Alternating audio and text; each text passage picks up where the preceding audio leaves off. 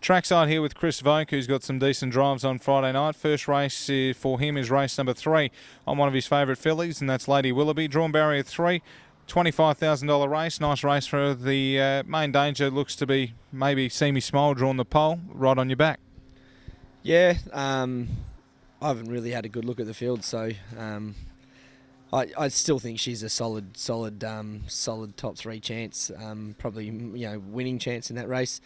It's a good lead-up race for her for next week, going into the $100,000 Westbred race. So I'll be disappointed if she was in the first 3 in that race. Race number 6, the Lombardo Mares Final. You're driving Pay Me Quick, drawn barrier 3, Jungle Jewels drawn 1, and Typhoon 10 2. Makes things a little bit tougher because they've both got gate speed, but her first up run was solid. Yeah, it was really good. You go back and look at the replay of the run. She come from 1 out, 2 back and made good ground. So the 2's very quick out, and the 1 is a noted sit and kick horse. Whether they decide to burn or not with the sprint lane, who knows? I think it's probably going to be hard to beat anyway, whether it sits or leads Jungle Jewel. But if we could potentially land 1-1 on my Samantha Jane, she Pay Me Quick finished very strong from a worse spot than that, and she, if she can be 1 spot better than she was last week, she'll be right there in the finish anyway. Race number 7 on the card, the Past President's Cup. You're down to drive 2. Not sure whether you've let either trainer know at the moment who you're driving, but you're on this time, Dylan, drawn barrier 3. Yeah. Mousy might throw something at you if you jump off, and Red Salute's drawn barrier 9. Both going pretty well. Yeah, no, you make a case for both horses. I think there might have been a bit of a dispute with the fields before they've come out, but let's have a good look at the fields and hopefully make the right decision on which one to drive. But yeah, both of them you can make a case for in that race. You do know that's a Chris Lewis response you just gave me. well, you learn from the best, don't you? Race number 8, Outback Joe, drawn barrier 2. Talk about Mac drawn 1 with Gary Hall Senior. Has got a bit of speed. Outback Joe resuming from a spell. Have you heard anything about how he's been working? Yeah, look, I've been driven him all his last 4 track works leading up to it, and my opinion, he's come back probably better than he went out last time. But he'll be a better horse for this run. I think it's a split race, but it's still, I think by memory, it's still a pretty strong sort of field for a second division. I think Senior's got a few in it, and he's drawn okay, hasn't he? Yeah, 2. So he's drawn favourably. Won't be killing him early, but long straight and that he won't disgrace himself, put it that way.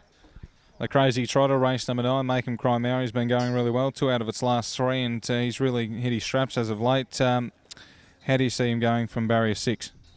Look, good. He's got good gate speed. Mouse has done a good job sorting him out. He's been a bit of a project horse for him, but he's certainly getting the best out of him now, and his form this campaign has been really good behind Kartik and Boko when he's been beaten and stuff like that. And then he's come out and won 2 in a row, and unfortunate last start. But I think Sundon's Promise, it trialled here really good on Sunday, so it might be hard to beat on its best behaviour. But that being and Robbie Williams has also drawn well, but we got good gate speed, so we'll be making a race of it anyway.